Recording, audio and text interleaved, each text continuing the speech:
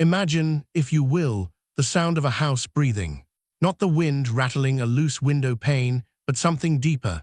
The settling of ancient timbers, the soft, granular shift of dust in an unused chimney, the whisper of air through a space between walls that was never meant to be a room. To stand in a house that is very old is to stand in a place saturated with time. The sunlight that falls through the glass has traveled 100 million miles, but the light that falls upon the floorboards has traveled only through years. It carries the memory of other days, days of laughter, of argument, of silence. But there are silences, and then there are absences. There is a story, told in fragments across yellowed newspapers and the oral histories of a small English village, of a house that contained a secret so profound it altered the very nature of the space it occupied. It is not a story of ghosts, not as we typically imagine them. It is a story of a girl who chose to become a ghost while still breathing. A girl who, for reasons lost to the whisper of time, retreated from the world not into a faraway land, but inward, into the architecture itself. This is the mystery we chase tonight, not with the hope of finding a body or a confession, but with the hope of understanding a soul. For what must one believe about the world to find more comfort in the cold, dark silence between two walls than in the warmth of a human touch? Keep the candle lit. The journey into the dark is just beginning. Before there was a house, there was a hill. A rise of land that caught the wind first and held the sunset last. On maps drawn in the time of the first Queen Elizabeth, it was marked only as a vantage point, a place from which to watch the road that coiled through the valley below like a silver snake. The Romans, it is said, built a signal fire there, a beacon of light in a world of darkness. Centuries passed, the signal fire died. The stones of the Roman watchtower were pulled from the earth and used for something new, foundations, walls, a hearth. And so, in the year of our Lord, 1783, a gentleman of some means and little imagination began construction on a manor house. He called it Crow Hill Manor, a name that acknowledged the bleakness of the location while draping it in the finery of Georgian symmetry. The house was built to be seen.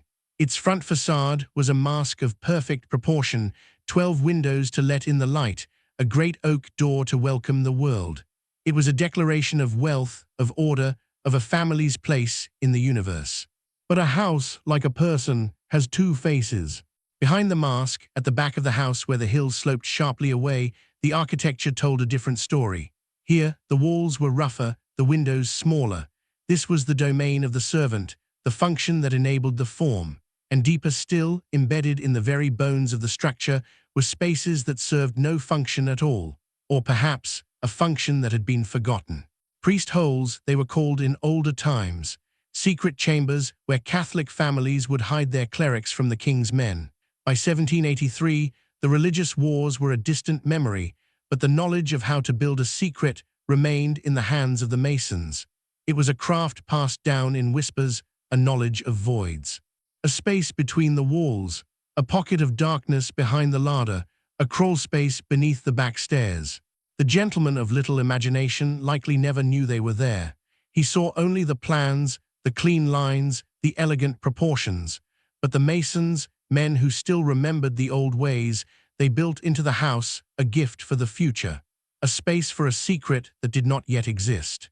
For 100 years, the house lived. It breathed in families and breathed them out. Children were born in the great bed upstairs, their first cries echoing off plaster that had been mixed with horsehair and patient sweat. Laughter rang in the dining room. Tears fell on the cold stone of the kitchen floor. Each generation added its own layer to the house's skin. Wallpaper was pasted over wallpaper. Paint was layered upon paint. Floorboards were sanded and waxed until they gleamed like honey, then left to dull and darken as the years whispered by. And all the while, the spaces in the walls waited. They filled with dust, of course. A fine grey silt that drifted in through the smallest cracks, settling on the ledges of joists and the rough-hewn beams. They became the domain of spiders, of mice, of the small, forgotten things that live in the margins of our lives. In 1859, a child playing hide-and-seek in the servants' quarters pressed against a panel in the linen closet. It swung inward, just an inch, revealing a darkness that smelled of ancient wood and cold earth. The child, a girl named Margaret, stared into that darkness for a long moment. She heard something she would tell her own children decades later, a sound like breathing, or perhaps the memory of breathing. She pushed the panel closed and never spoke of it again. The house remembered, though. Houses remember everything. They remember the pressure of a hand on a wall, the weight of a foot on a stair, the warmth of a body passing through a room. They hold these things in their wooden bones, in the settling of their stone foundations. And sometimes, when the house is very old and very tired, it begins to dream. By the dawn of the new century, Crow Hill Manor had grown tired. The family that built it had long since moved on, their fortunes scattered to the winds of bad investment and worse marriages. The house was let to a succession of tenants, respectable families who stayed for a season or two before the isolation of the hill. The constant wind, the sheer, crushing weight of the silence drove them back to the towns and cities where light meant something. They complained of drafts, of creaks, of a cold that seemed to seep from the very walls. They never understood that the cold was not a failure of the house, but a feature of its soul. For a house that has stood for over a century has learned things. It has learned the difference between the footstep of a child and the footstep of a stranger.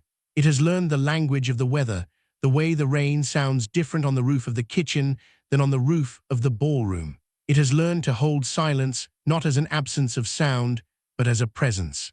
And deep within its walls, in the spaces that the masons built and the generations forgot, that silence was growing heavier.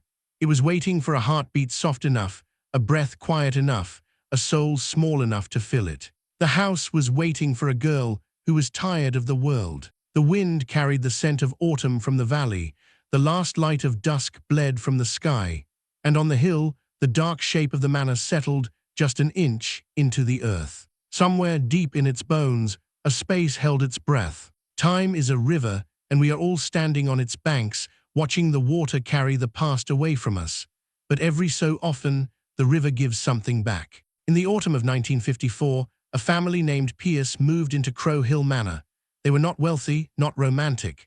They were practical people who had bought the decaying house for a fraction of its value, lured by the promise of space and the quiet dignity of its name. They did not believe in ghosts. They believed in damp courses, rewiring, and the long, slow work of restoration. It was Mrs. Pierce who found it, a wet Tuesday afternoon. She was clearing the attic, a vast, dusty space beneath the eaves that smelled of mothballs and forgotten summers. Her hands, gloved against the grime, pulled at a loose skirting board that ran along the wall where the roof met the floor. The board came away with a groan of old nails. Behind it there was darkness, and in the darkness, something that caught the weak light from the single bare bulb. A small rectangular object, not metal, not wood. It was paper, yellowed and curled at the edges, protected for decades by the dry, still air of its prison. She slipped it out. It was a photograph, a carte de visite, they called them in the old days, a small albumen print mounted on stiff card. The image was faded, the sepia tones bleeding into brown, but the subject was unmistakable. A young woman. She stood against a painted backdrop of a classical garden, a common studio prop of the era. One hand rested on a velvet-draped plinth. Her dress was simple, dark, high-collared in the fashion of the late Edwardian years. Her hair was pulled back, severe, emphasizing the pale oval of her face. But it was her eyes that held Mrs. Pierce. They were dark, not in color, but in spirit. They looked out from the photograph not at the viewer, but through them. They held no smile, no defiance, no sadness that could be easily named. They held the look of someone who has learned to see without being seen. The photograph was a chemical fact. Silver salts suspended in egg white, fixed with sodium thiosulfate, capturing a split second of light reflected from a human face. But in that chemical fact, a soul had been trapped. To understand the photograph, we must understand the nature of its making. In 1908, to have one's photograph taken was an event. It was not the casual, disposable act it is today. It was a ritual. You dressed in your finest clothes. You sat or stood perfectly still, often with the aid of a hidden brace to prevent the slightest movement. The exposure could last several seconds. You were, in effect, holding your breath, suspending your life, offering a frozen piece of your time to the future. The girl in the photograph holds that pose perfectly, but there is a tension in her stillness. It is the stillness of a hunted animal, not a posed subject. Her shoulders are slightly hunched, as if expecting a blow. Her hands, resting on the plush velvet, are not relaxed. The fingers are curled just slightly, as if they are used to gripping something. A pen, a book, a crack in a wall. Mrs. Pierce turned the photograph over. On the back, in faded pencil, was a single word, an inscription written in a delicate, looping hand. Elara. No surname, no date, just a name as fragile as the image itself. The name meant nothing to her. It meant nothing to the village when she asked, but it meant something to the house. In the days after the discovery, Mrs. Pierce would later write in her diary, the silence in the manor changed. It became watchful, as if they were no longer alone in their renovation, as if the eyes from the photograph were not just in the attic, but in every room. The photograph became a talisman, a question that could not be answered. Who was Elara? Why was her image hidden behind a skirting board in the attic of a decaying manor? Was it hidden by her, a secret she wished to keep, or was it hidden by someone else, a memory they wished to bury? The Pierces were practical people. They did not believe in mysteries. They placed the photograph in a drawer and continued their work. But the house, which had been waiting, began to speak. Footsteps were heard in the corridor at night, soft and light. Not the heavy tread of a grown man or woman, but the careful, measured step of someone trying not to be heard. Doors that had been firmly latched would be found slightly ajar. And in the cold, dark hours before dawn, Mrs. Pierce would sometimes wake to the faint, almost imperceptible sound of breathing. Not in the room with her, but inside the wall beside her bed. She would press her ear to the cold plaster and listen. The breathing would stop, the silence would resume, but the sensation would remain, the feeling that on the other side of that thin barrier, someone was listening back. The photograph had been a window, a single, still image of a life, but a window opens both ways, and now something on the other side was looking through. The date on the photograph was estimated by a local historian, based on the style of the dress and the card mount, circa 1908, a verifiable anchor in a sea of mystery, a year, a number, a tiny island of fact from which we might begin to chart the dark waters around the story of the girl who lived in the wall. Mrs. Pierce never threw the photograph away, but she never framed it either. It remained in the drawer, face down, its silver salts holding their silent vigil. The house, however, held more than just an image. It held the girl herself, and it was not yet ready to let her go. Let us step inside the wall. It is a revelation, is it not? We pass through our lives surrounded by vertical planes, and we rarely consider what lies within them. We see the wallpaper, the paint, the smooth surface that defines the edge of our world, but the wall itself is a world. In a house like Crow Hill Manor, built in the 18th century, the walls are not solid things. They are constructed of lath and plaster. Thin strips of wood, called laths, are nailed horizontally to the vertical timber frame, with small gaps between them. Then wet plaster is forced into these gaps, where it oozes through and hardens on the other side, creating a key that holds the entire structure together. This method creates a cavity, a space between the interior plaster and the exterior brick, or between one room and the next. It is not meant to be seen. It is a functional void designed to provide insulation, to allow the building to breathe, to accommodate the hidden sinews of the house, the pipes, the wires that would come later. But a void is never truly empty. It is a museum of lost things. Dust, of course, is the primary resident. It settles in soft, grey dunes on every horizontal surface, a silent chronicle of decades. You will find the mummified bodies of insects, their fragile legs curled in final surrender, the scattered nests of mice, woven from shredded fabric and dried grass. And sometimes, if the house has lived a full life, you will find the artifacts of the human world that have slipped through the cracks. A button from a servant's uniform, a child's marble rolled into a corner and forgotten, a letter pushed through a gap in the skirting board to hide it from prying eyes.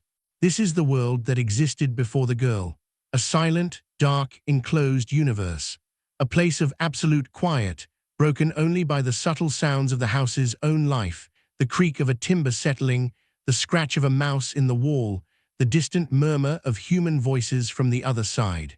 To step from the lighted, furnished, breathing world of the room into the space within the wall is to cross a threshold. The air changes immediately. It is colder, stiller. It carries the smell of ancient wood, of lime plaster, of the deep mineral scent of time itself. The light, if any penetrates at all, is transformed. It enters through the smallest cracks, a hairline fissure in the plaster, a gap around a window frame, and becomes something else. It is not the warm, golden light of a lamp or the cold, blue light of the moon. It is a light that has been strained through dust, reduced to its essence. It illuminates nothing, but instead creates degrees of darkness. The sounds of the house are different here. The muffled conversation from the parlor becomes a vibration, a rhythmic hum without words. The footsteps on the stairs are transmitted through the wooden frame, a series of thuds that shake the dust from the laths. The world on the other side of the plaster becomes a ghost world, present, tangible, but utterly inaccessible. For a person to choose to live in such a space, they must have come to believe that this ghost world was more real, or at least more bearable, than the world of the living. Imagine the courage it would take, or perhaps the despair, to press your hand against the back of the plaster, to feel the warmth of a fire on the other side, to hear the laughter of a family, and to know that you are separated from them by less than an inch of material, to be so close to warmth, and yet so profoundly, irrevocably cold. The girl who lived in the wall would have learned the heartbeat of the house. She would have known, without looking, when the wind shifted to the north, because the old stone on the east gable would cool, and a new draught would find its way into her space. She would have known when rain was coming, by the change in the smell of the plaster, which absorbed moisture from the air like a sponge. She would have known the hour by the sounds that traveled through the walls, the ringing of the breakfast bell, the shutting of the study door, the creak of the stairs, as the family retired for the night. The house became her universe. Its rhythms became her own. Her heartbeat perhaps began to slow to match the deep, slow pulse of the settling timbers. Her breath perhaps became shallower to conserve the thin, stale air. She was no longer just living in the house. She was becoming part of its architecture. In this space between, she existed in a state of perpetual liminality, not quite a participant in life, not quite a memory. She was a ghost in reverse, a living person inhabiting the realm of the forgotten. The walls that had been built to separate spaces, to define rooms, to create privacy, had become her prison.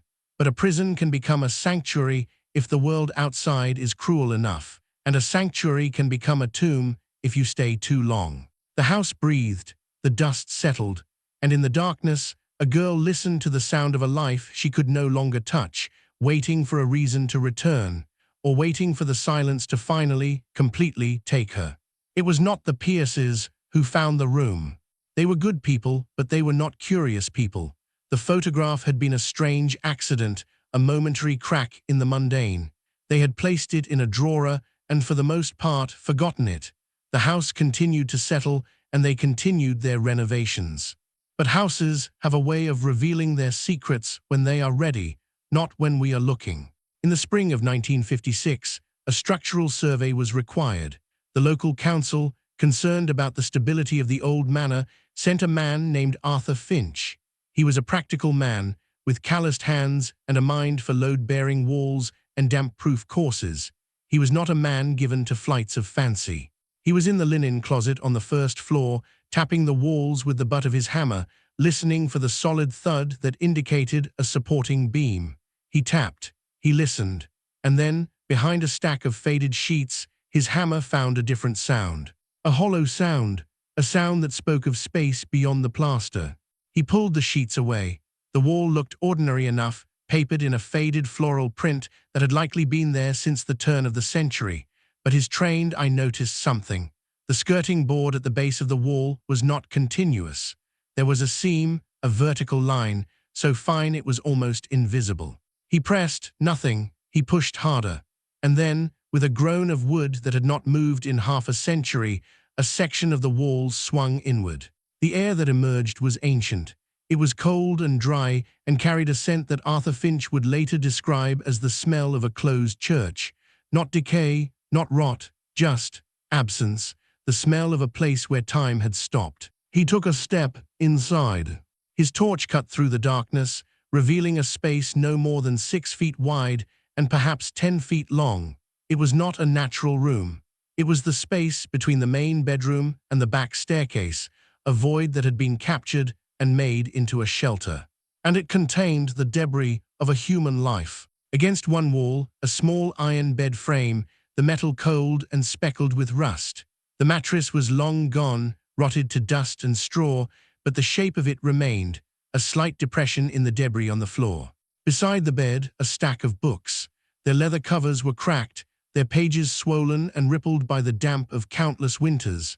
They lay in a neat pile, as if placed there by careful hands, waiting to be read again. On a rough shelf, nailed crudely between two joists, a collection of dried flowers.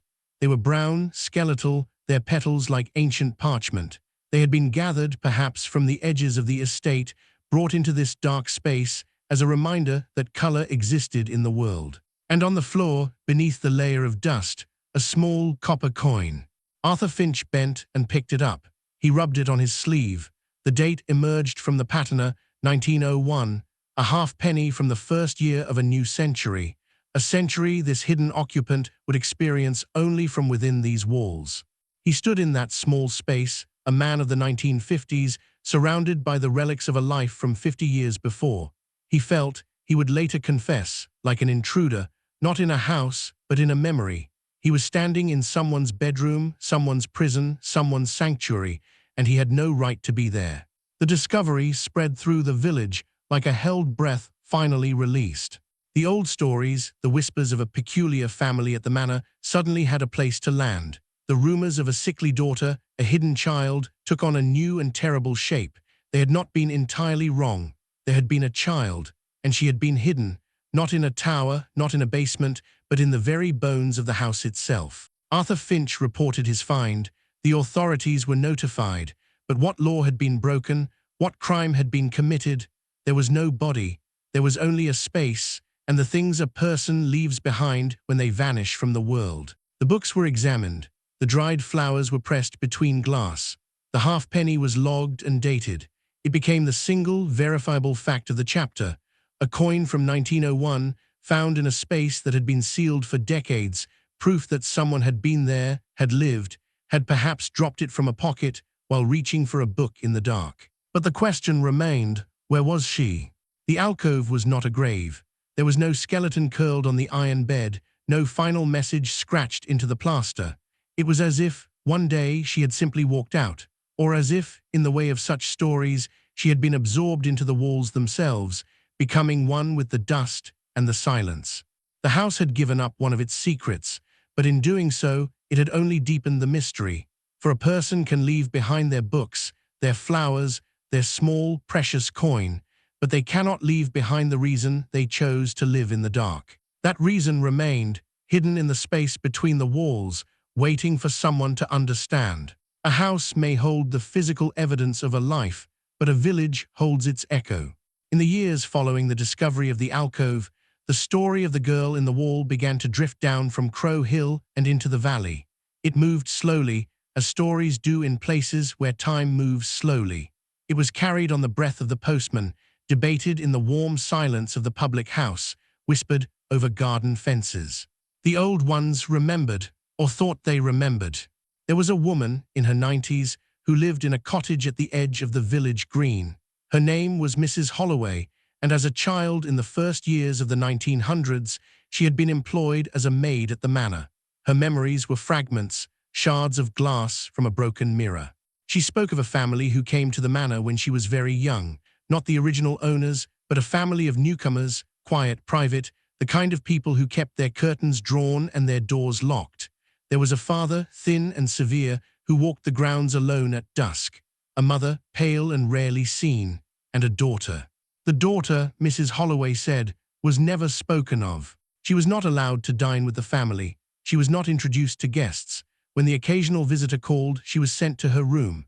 But Mrs. Holloway, whose job it was to carry coal for the fires and empty the ash, would sometimes catch a glimpse of her, a figure at the end of a long corridor, disappearing around a corner, a face at an upstairs window, pressed against the glass, watching the world it could not touch. She was like a shadow, Mrs. Holloway said, her voice a dry rustle of leaves. You saw her from the corner of your eye, but when you turned to look, she was gone. Another memory, this one from a man who had been a stable boy, now long retired and bent with years. He spoke of a governess who came to the manor in the summer of 1907. A young woman, he recalled, from a city far away. She had come with trunks of books and a determined look in her eye. She was there to teach the hidden daughter, to bring her, perhaps, back into the light. For a few months there was a change. The stable boy remembered seeing the two of them in the walled garden, the governess and the girl. The girl was small, pale, blinking in the sunlight like a creature accustomed to darkness. But she was there. She was outside. She was, for a brief time, a part of the visible world. Then the governess left. He remembered the day. She had walked down the long drive, her trunks loaded onto a cart.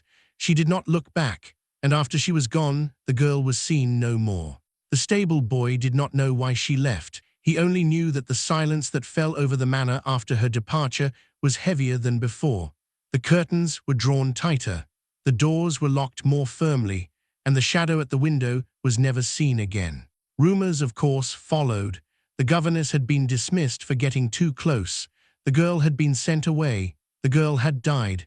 But rumors are like smoke. They rise from a fire, but they do not show you the flames. The village, over time, built its own story. It was a story of shame, most likely. The Edwardian era was a time of rigid social codes, of polished surfaces that concealed deep fractures.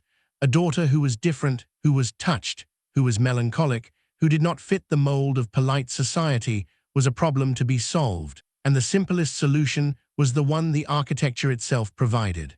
Hide her.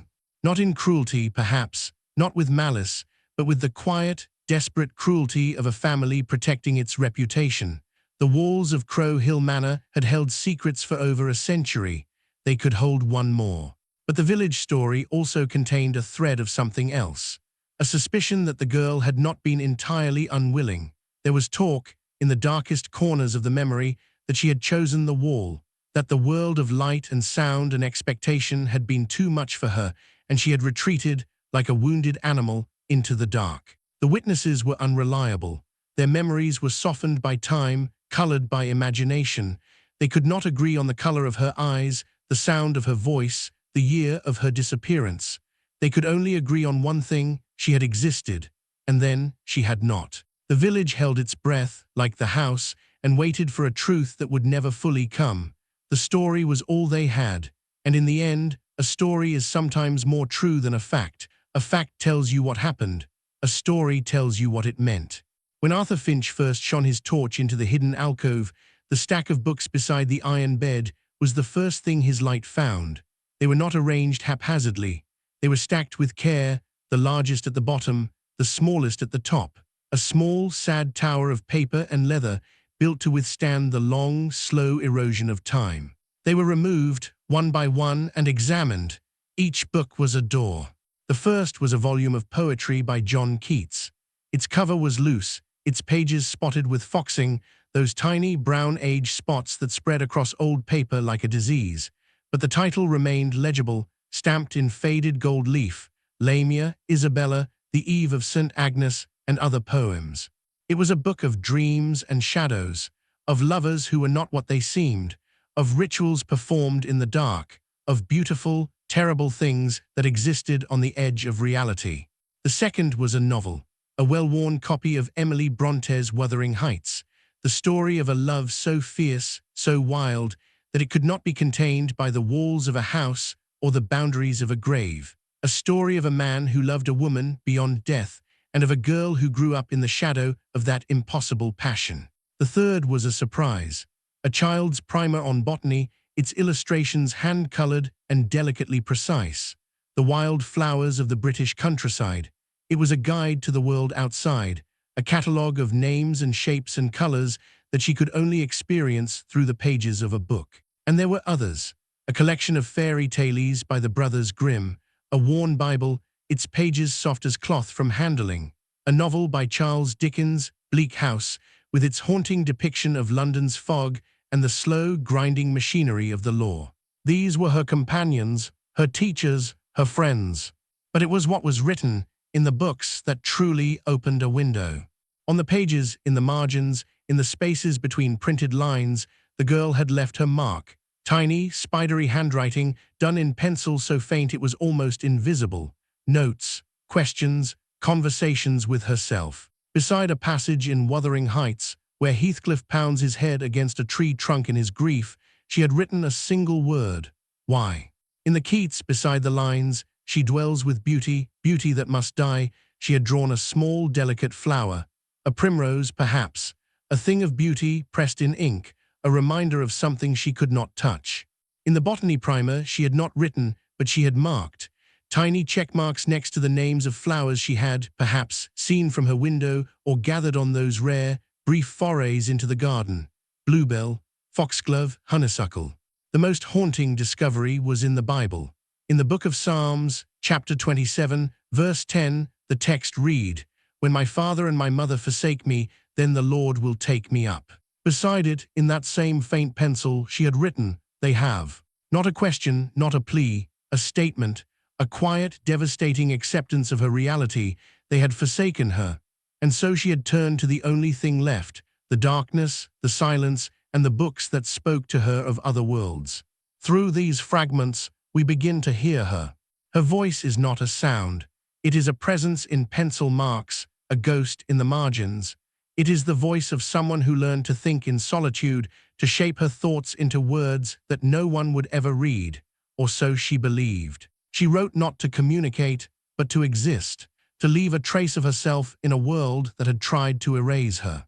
In one of the fairy tales, next to a story of a maiden imprisoned in a tower, she had written a longer note. The pencil was faint, the words small and cramped, as if she was trying to conserve space, or perhaps trying to hide her thoughts even from herself. The tower is not so different from this place, but she had hair long enough for a prince to climb.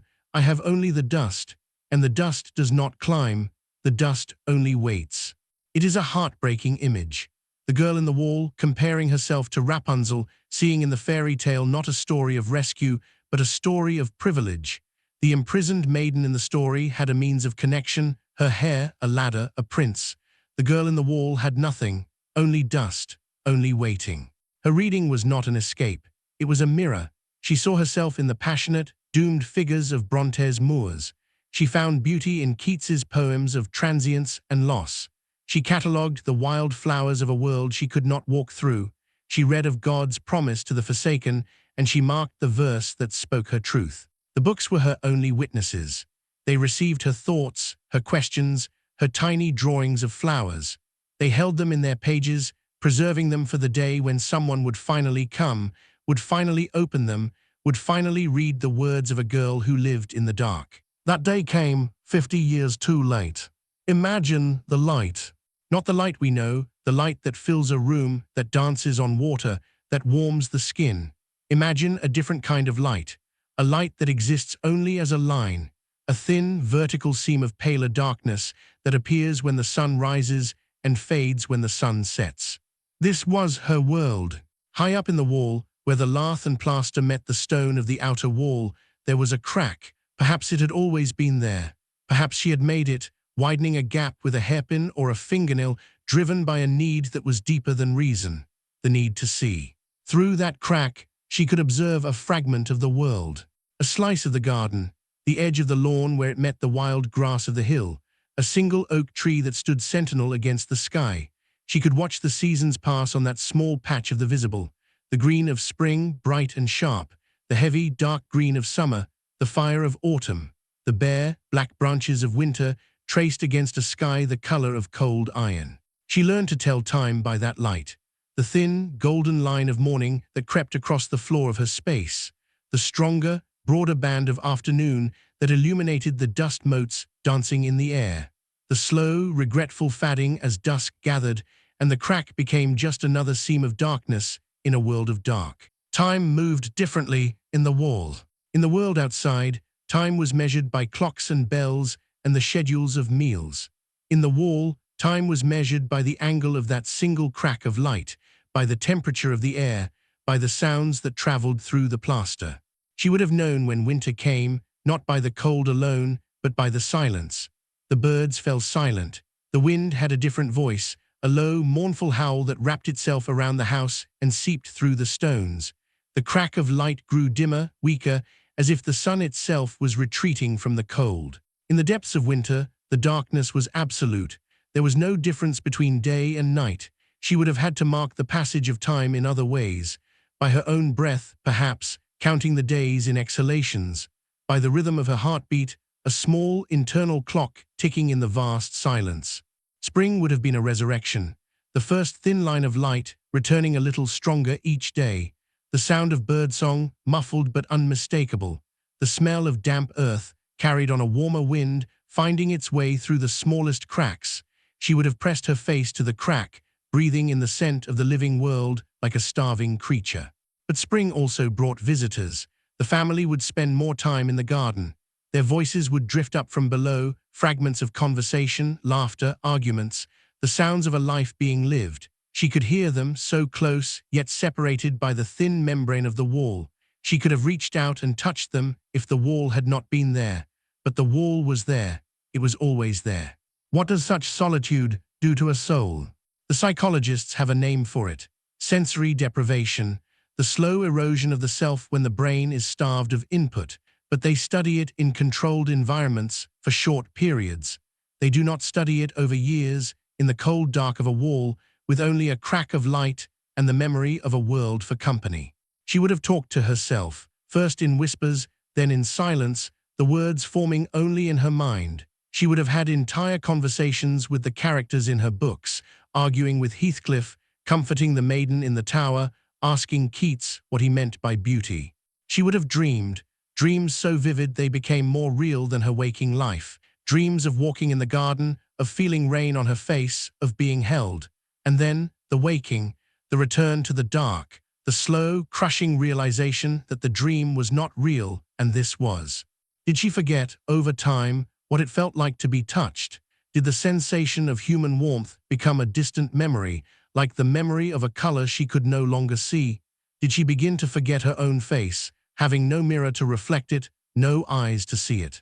Perhaps in the end, she began to dissolve, not physically but spiritually, to become less a person and more a presence. A consciousness diffused through the dust, the plaster, the old wood.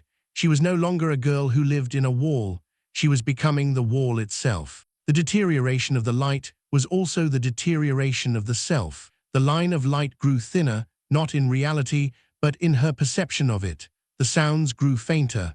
The world outside became a ghost story she told herself in the dark. And somewhere in that long, slow dissolution, a choice was made.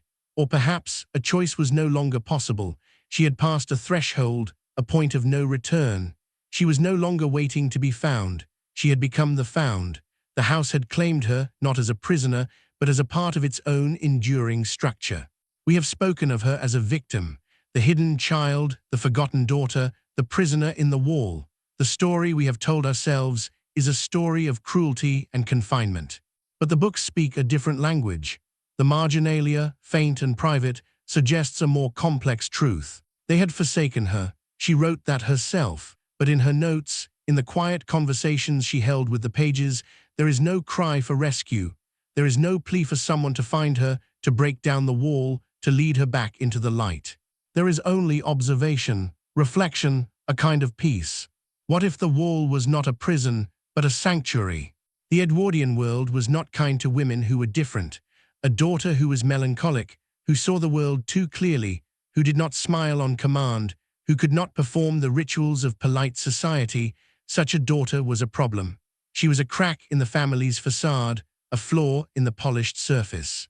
The treatments of the day for what we might now call depression or anxiety were primitive and often cruel. Rest cures, isolation, the removal of all stimulation. The very things that would drive a healthy mind to madness were prescribed as medicine for a mind that was suffering. Perhaps the family, in their cold, distant way, believed they were helping her. Perhaps they consulted doctors who recommended quiet and solitude. Perhaps the room in the wall was not a dungeon, but a desperate, misguided attempt at a cure. Or perhaps she chose it herself. Consider the possibility. She was a reader, a thinker, a girl who found more truth in the pages of Wuthering Heights than in the conversations of the drawing room. She looked at the world of her parents, the shallow politeness, the rigid rules, the endless performance, and she found it wanting. The world outside the wall was a world of noise, demands, expectations. It was a world that required her to be something she was not, to smile when she did not feel like smiling, to speak when she had nothing to say, to pretend that everything was well when everything was not. The wall offered an alternative. In the wall there was silence. In the wall there was no performance. In the wall she could be exactly what she was, a mind alone with its thoughts. The books were her companions, but they were companions who asked nothing of her. They spoke, and she listened. They did not require her to speak back. The crack of light gave her the world in small, manageable doses. A slice of the garden, a single tree, the changing sky. She could observe the world without being observed by it. She could be the watcher, not the watched. This is a form of power, the power of refusal, the power to say, no, I will not participate in your world. I will build my own. If this is true, then the girl in the wall was not a victim of architecture, but its master. She took the space that was given to her, the void, the cavity, the forgotten margin, and she made it her own. She furnished it with books and flowers.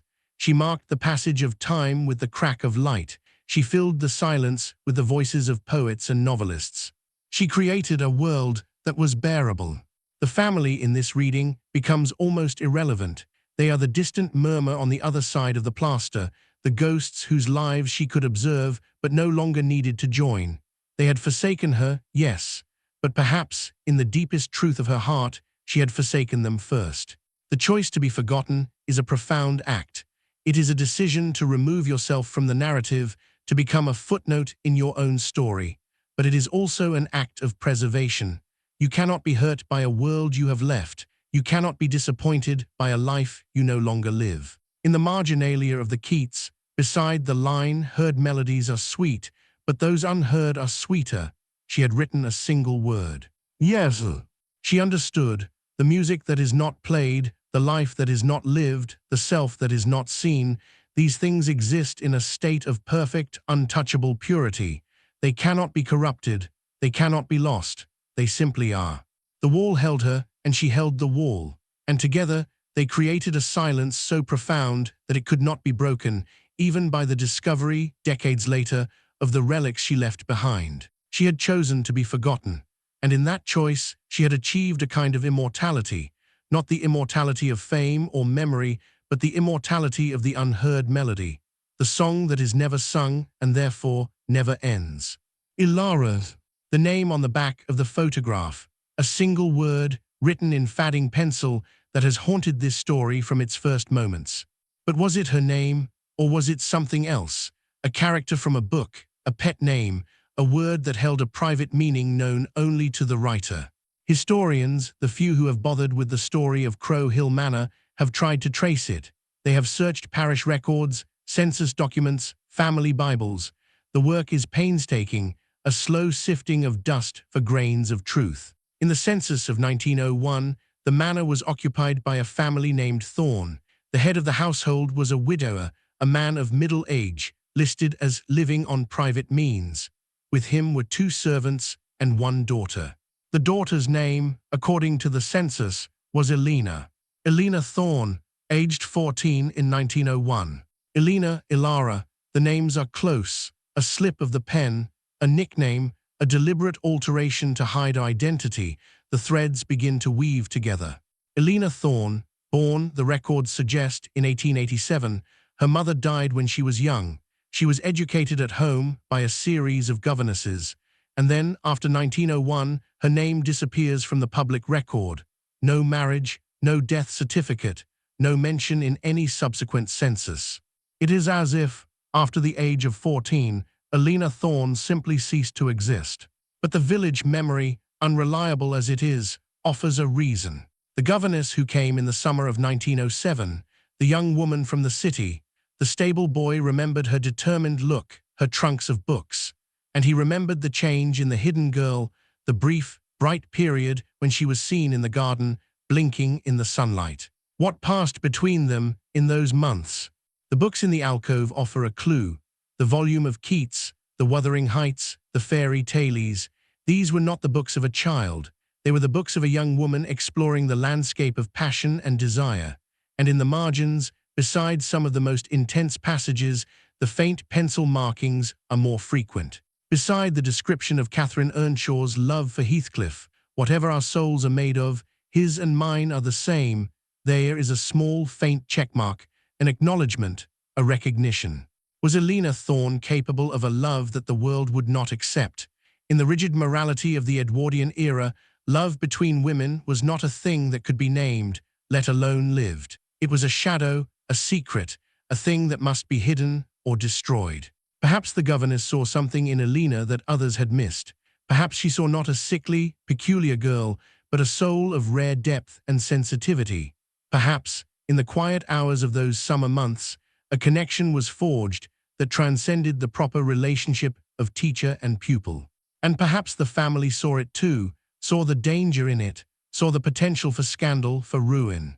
The governess was dismissed, sent away, and Eleanor, who had tasted the possibility of connection, of being truly seen, retreated into a darkness from which she would never fully emerge. Elara. In Greek mythology, Elara was a mortal princess, beloved by Zeus. To hide her from the wrath of his wife Hera, Zeus buried her deep beneath the earth. There, in the darkness, she gave birth to a son, a giant, a being of immense power who would one day shake the very foundations of the world. The name means sparkling light or nut brown, but its story is one of hiddenness, of life sustained in the dark, of a power that grows in secret. Did Eleanor Thorne know this myth? Did she choose the name for herself, scrawling it on the back of her photograph as a private symbol of her own hidden life? Or was it given to her by the governess, a secret name for a secret self, a spark of light to carry in the darkness? We cannot know. We can only follow the threads of probability to the edge of the known and then stop. The rest is speculation. The rest is story. The verifiable fact of this chapter is the census record of 1901. Eleanor Thorne, aged 14, daughter of a widower, living at Crow Hill Manor. After that, the public record falls silent. The girl disappears into the house, as if the stones themselves had swallowed her. But the photograph remains. The name remains. Elara, the spark of light in the dark. The girl who lived in the wall, whether by force or by choice, carrying within her a love that could not be spoken, a self that could not be shown, and a name that would echo through the decades, waiting for someone to find it, to speak it, to wonder. Crow Hill Manor stands empty now. The Pierces moved on, years ago, their renovations unfinished. The cost of restoring such an old house, of warming its ancient bones, proved too great. They left the way they came, practical people who had stumbled upon a mystery they could not solve and in the end did not wish to carry. The house has returned to its old companion, silence. But it is a different silence now. It is a silence that has been named, a silence that holds a story. The wall in the linen closet has been sealed again, not by the council, not by a builder, but by time itself. The door that Arthur Finch pushed open has been closed, and the space beyond it has returned to darkness. The iron bed, the stack of books, the dried flowers, the halfpenny, they were removed, studied, catalogued. They exist now in a museum, in a climate-controlled room, artifacts of a life that no one fully understands. But the space itself remains, the cavity, the void, the place where a girl chose to live. And the house, which remembers everything, holds the echo of her there. To walk through the empty rooms of Crow Hill Manor today is to feel the weight of that memory. The light falls through the dusty windows in the same way it fell a century ago. The floorboards creak in the same places. The wind finds the same cracks, sings the same low song around the chimneys. The house has not forgotten. In the main bedroom, the room on the other side of the wall from the hidden alcove, there is a faint discoloration on the wallpaper. A rectangle, slightly paler than the surrounding paper, where a piece of furniture once stood. A wardrobe, perhaps, or a tallby. It faced the wall, and on the other side of that wall, just inches away, a girl lay on an iron bed, reading by the thin light that came through a crack. They were so close, she could have heard them breathing. They could have heard her if they had listened, but they did not listen, or perhaps they chose not to hear. The wall was a barrier, but it was also a bridge. It carried the sounds of their lives to her. It carried her silence to them, though they did not recognize it for what it was. The wall was the only thing that connected them and the only thing that kept them apart. We will never know the full truth of Eleanor Thorne. We will never know if she was hidden or hider, prisoner or priestess of her own solitude. We will never know the color of her eyes, the sound of her voice, the exact shape of the dreams she dreamed in the dark. The past is a country we cannot visit, only glimpse from a great distance through the distorting glass of time. But we know she existed. The photograph proves that. The books prove that. The halfpenny from 1901, dropped from a pocket in the dark, proves that a human hand once held it, a human heart once beat in that cold space. And perhaps, in the end, that is enough. Her story is not a mystery to be solved. It is a meditation on the spaces we inhabit, both the ones built of stone and the ones built of silence. It is a question about the nature of loneliness and the strange, terrible sanctuaries we create when the world becomes unbearable. The girl who lived in the wall is gone, but the wall remains, and in its old timbers, in its settled dust, in the memory of the light that once fell through a crack, it holds her.